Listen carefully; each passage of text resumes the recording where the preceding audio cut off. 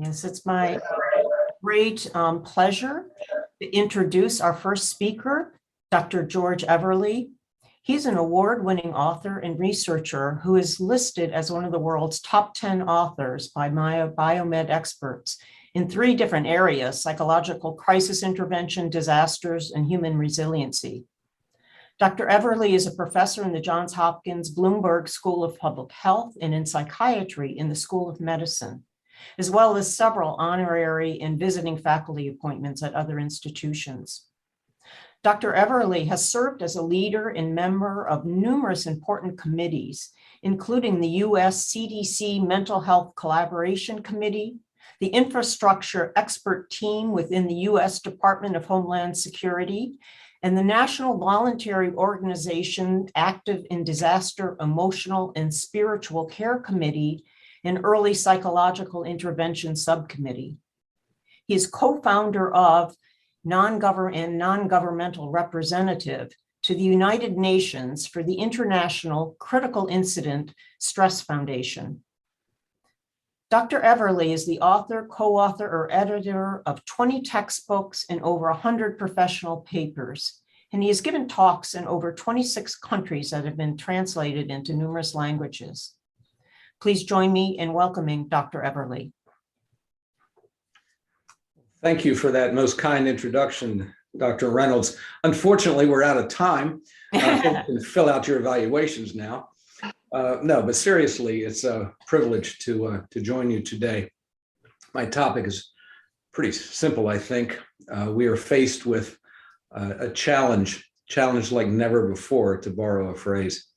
What do we do about it? So I'll talk today about resilience and a technology that actually has been around for quite a while, but has gained traction in the last couple of decades, something called psychological first aid. Could we see the next slide, please? So the United Nations at the beginning of the pandemic made a rather profound statement I'd like to share with you. Anything that threatens mental health basically threatens the core fabric of society itself. We are not just physical beings, we are psychological beings. Next slide, please. I've worked in 39 countries on 6 continents. My field is disaster, mental health, and human resilience. One of the things I noted in all of the disasters in all of the countries that I've gone to is that we begin, of course, naturally, by providing physical aid, as we must. We try to rebuild the infrastructure of the given country, as we must. But the immutable reality is that a country, a community, a town, an organization never fully recovers from a disaster, from a crisis, until its people recover. And the essence of who we are, of what we are as beings, is reflected in that statement by the United Nations. We are psychological beings, not just physical beings. So I'd like us to focus on what it requires to foster resilience, the rebound. Not just perhaps rebounding, but how about this? Not just bouncing back, but springing forward. As bad as disasters can be, and COVID is unprecedented, is there any way possible to use it to spring forward? Can we learn and can we grow? That's the challenge that I think we face. Next slide, please. So one of the things that we want to do is allocate limited resources most effectively. Too often we start just throwing resources around, hoping they stick, hoping they make a difference. But perhaps we should allocate those resources more skillfully. I borrow this from the 3rd century BC strategist Sun Tzu, who said, know the enemy as you know yourself. And what that means to me is, although I'm not a military strategist, please, is it means know how the enemy will attack and what weapons the enemy will use. What trajectory will the enemy take and what weapons will the enemy use? Next slide, please. So The famous statistician George Box once said, all models are wrong, but some are useful. I've developed two models I'd like to share with you, and I will admit they are wrong, but perhaps they are useful. This model was adapted from the pioneering work of Diane Myers, who early on plotted the trajectory psychologically of a disaster. And she said, disaster after disaster after disaster, regardless of its provenance, regardless of what the stressor was, there seems to be a final common pathway psychologically, a predictable trajectory. If this is true, it is of huge value to those of us in public health and medicine and nursing and any type of disaster support. For it tells us where we are, where we have been, and where we are likely to go. If it is accurate, it will allow us to use our precious limited resources most effectively. So you can see the impact any given disaster, in this case it was COVID-19, there is a natural deflation. There is an anhedonia. There's a dysphoria. But people begin to rally around. They do heroic things. They ride the adrenaline rush. We do amazing things. Human beings are amazing animals under pressure. Finally, hopefully, when the threat is removed, we do a psychological high five, we congratulate ourselves, and we think, wow, we're glad we made it through. But Myers pointed out that there is invariably a letdown, and she calls this the disillusionment phase. This is where my field, a nascent field, disaster mental health is a field born only of 1992. This is where we begin to enter the picture. Can we accelerate the rate of recovery? Can we steepen the curve from the nadir of the abyss into the recovery and rebuilding phases? That's what our field is designed to do. It is not about providing therapy, and we'll get into that issue in a moment. But you'll see on this model, which I modified from Myers' work, there are more impacts. What we know when we study pandemics is they come in waves. This is actually my third pandemic up close and personal. I studied SARS in Hong Kong when I had an appointment at the university there. I studied H1N1 in Singapore, and now this is my third up close and personal. And they come in waves. Predictably, they come in waves. The problem is the human mind does not like things that comes in waves. We want it done over and move on. So what happens, as you can see in the slide, every new wave takes a little more energy, knocks us down a little bit more, but we continue to try to recover and rebuild. So our field focuses on that disillusionment phase. The challenge to us is not should we do anything? The question is, what should we do? Should we rely on our intuition, which Daniel Kahneman showed us years ago was wrong more times than right? Should we rely on a verbal Hail Mary, or should we use science to guide our interventions? Next slide, please. The other model that we've developed is trying to know what weapons the enemy will use in effect. What creates a psychological casualty? What is that mechanism? We refer to that as psychological toxicity. So what creates toxicity?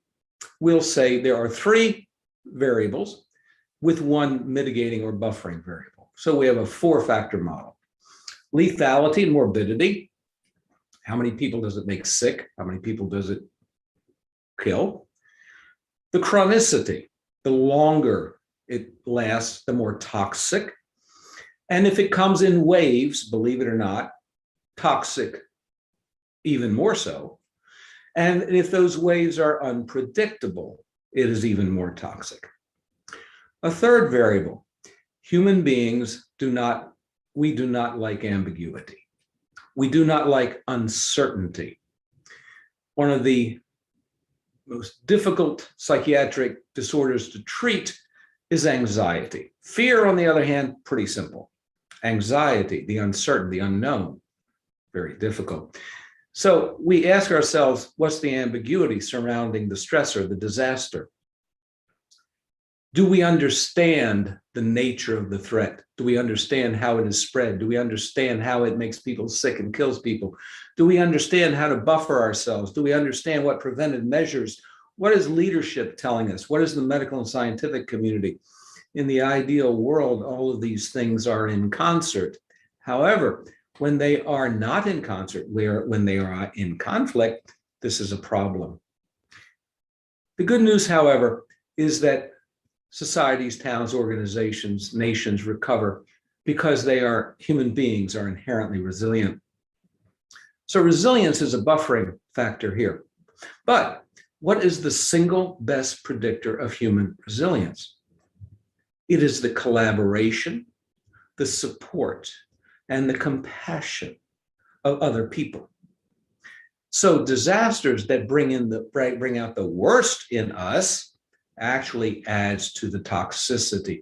I will suggest to you, I've studied disasters going back to 1918 Spanish flu, and this is the most toxic disaster I've ever studied. Next slide, please.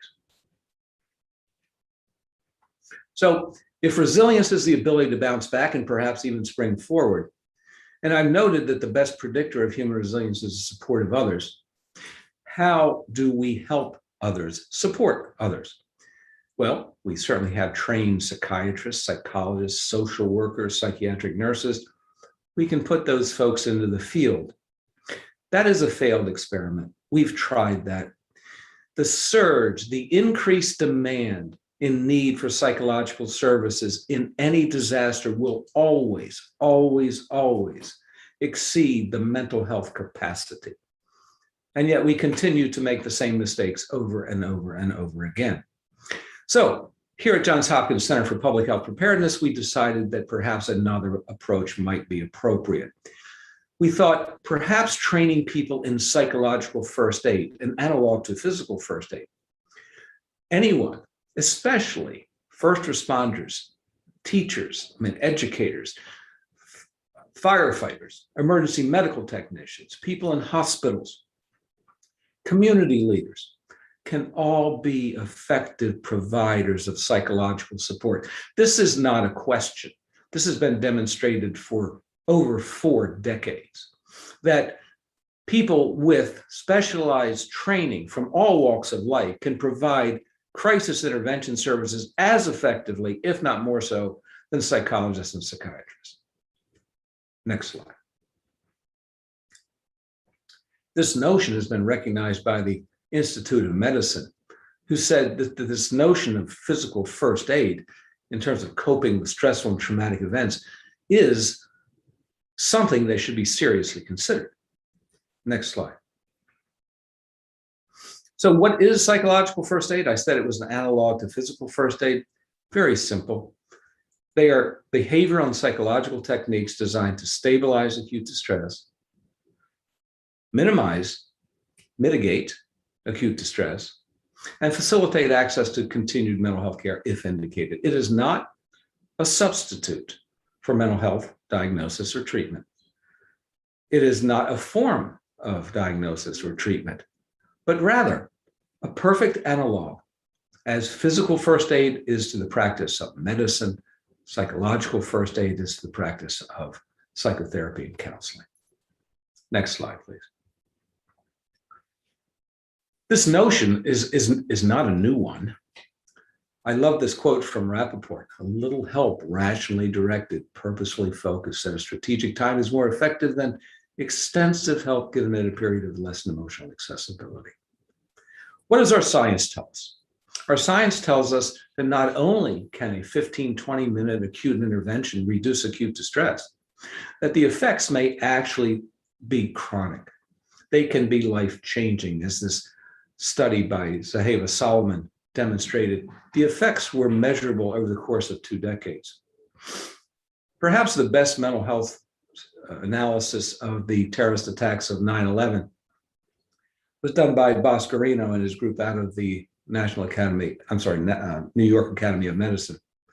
And he found that crisis intervention, psychological first aid strategies were actually more effective than acute counseling, multi-session counseling in the acute disaster phase. Next slide, please. So psychological first aid, there are many models and many different approaches, but it's been recommended by the World Health Organization, United Nations, American Psychiatric, American Psychological, and the Red Cross. It is the current first and most favored intervention. Next slide. Excuse me.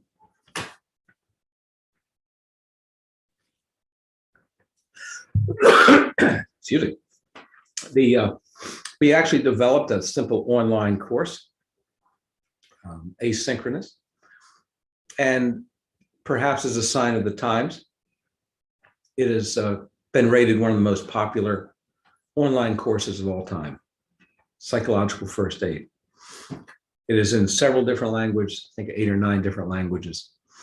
Over 415,000 people have taken the course. Is that a commentary on our times? Is this a technology whose time has come? Next slide, please.